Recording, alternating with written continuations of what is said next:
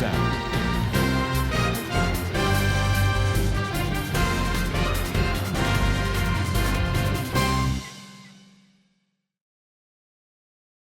కానీ వాళ్ళు వచ్చిన వెంటనే బయటకు వచ్చిన వెంటనే ఎవరైతే యాక్టివ్గా ఉన్నారో ఆ గరగపర్రు సంఘటనలో, ఆ గరగపర్రు గ్రామంలో, ఆ క్రిస్టియన్పేటలో ఎవరైతే యాక్టివ్గా ఉన్నారో యాకోబ్ అన్న అతని మీద ఆల్రెడీ కంప్లైంట్ కూడా ఇవ్వడం జరిగింది. వెంటనే ఆయన్ని మొన్న లారీతో గుర్తించి చంపించడం నిన్న చాలా దురదృష్టకరమైన విషయం. ఇంకో విషయం ఏంటంటే నిన్నంతా కూడా మీడియాని కంప్లీట్ ఆ విషయం, అటువంటి సంఘటన జరిగినప్పుడు అసలు వెంటనే కలెక్టర్ రావాలి, సీఎం గారు కూడా రావాలి. కానీ ఇప్పుడు వరకు చంద్రబాబు నాయుడు గారు ఇప్పుడు వరకు గరగపర్రు పేరెత్తలేదు, వాళ్ళకి సానుభూతి తెలియజేయలేదు, కనీసం అక్కడికి రావడం కూడా జరగలేదు.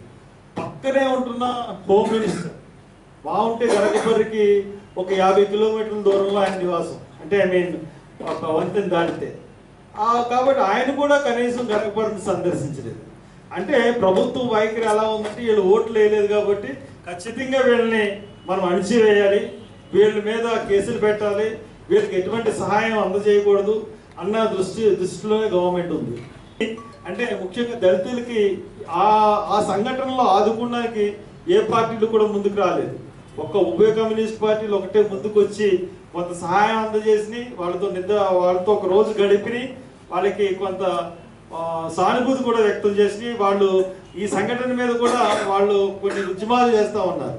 కానీ మెయిన్ ప్రతిపక్షం ఎందువల్ల ఈ గొడవ జరిగిందంటే ఈ దళితులందరూ కూడా మాకు ఓట్లు వేయలేదు, వైఎస్ఆర్సీపీకి వేశారు కాబట్టి వైఎస్ఆర్సీపీకి వేశారు కాబట్టి మళ్ళీ వాళ్ళకే వేస్తారు వీళ్ళు అన్న ఉద్దేశంతోనే ప్రభుత్వం అణిచేస్తుంది. కానీ ఆ ప్రధాన పక్షమైనటువంటి వైఎస్ఆర్సీపీ కూడా ఈ గరగపర్రు మీద ఎటువంటి ఉద్యమం కూడా చేపట్టలేదు, ఎటువంటి సహాయం కూడా వాళ్ళకి అందించలేదు. చాలా దురదృష్టకరం. అలాగే కాంగ్రెస్ పార్టీ కూడా. కానీ